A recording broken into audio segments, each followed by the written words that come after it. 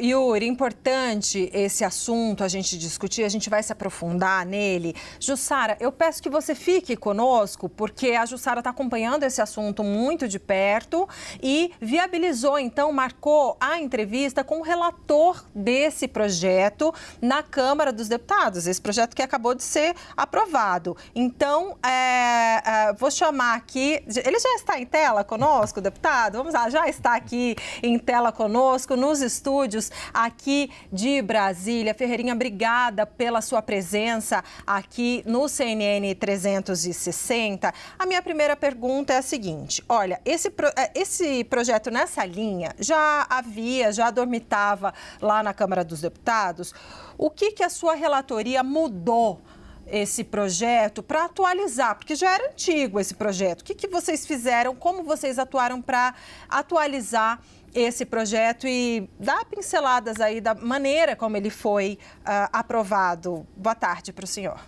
Boa tarde, Débora. Boa tarde, Jussara. Boa tarde, Yuri e a todos os telespectadores da CNN. A gente conseguiu uma grande vitória hoje para o Brasil. Eu diria que é o principal ponto, o principal assunto aprovado na educação no Brasil em 2024, na Câmara dos Deputados, que é a proibição do uso de celulares em todas as escolas do Brasil. Esse é um assunto que eu, particularmente, estou mergulhado nesses últimos anos.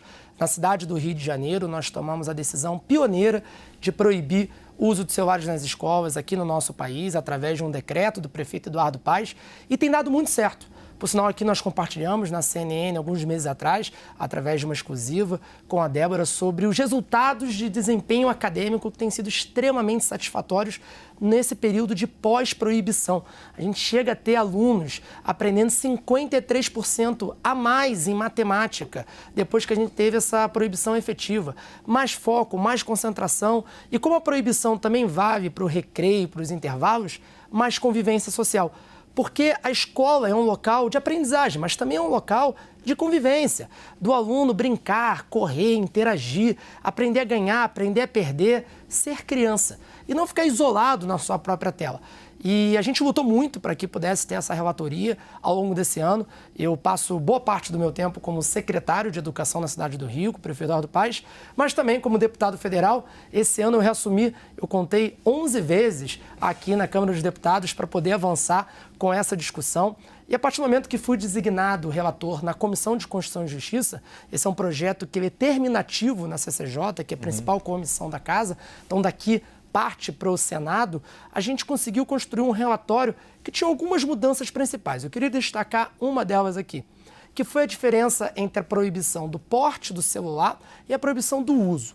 Antes, o texto proibia o porte, ou seja, o aluno não poderia nem levar o celular para a escola. Por que eu modifiquei para a proibição do uso? Porque a gente não queria perder o apoio das famílias.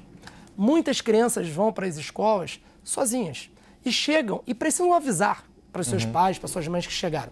Então, qual que é a ideia? Que a criança possa chegar antes da primeira aula começar, falar: mãe, cheguei, vai começar a minha primeira aula, vou guardar o meu celular. Vai até a última aula. Após a última aula, pode pegar o celular e falar: pai, mãe, tô indo para casa, ou vou ficar mais tempo na escola para fazer parte de alguma atividade, para jogar bola, para estudar com os amigos. A interação antes do começo da primeira aula e após a última aula, eu defendo. Agora, durante esse período, não pode. A gente precisa que as nossas crianças sejam focadas na escola e não no celular. Jussara Soares, sua pergunta para o deputado Renan Ferreirinha.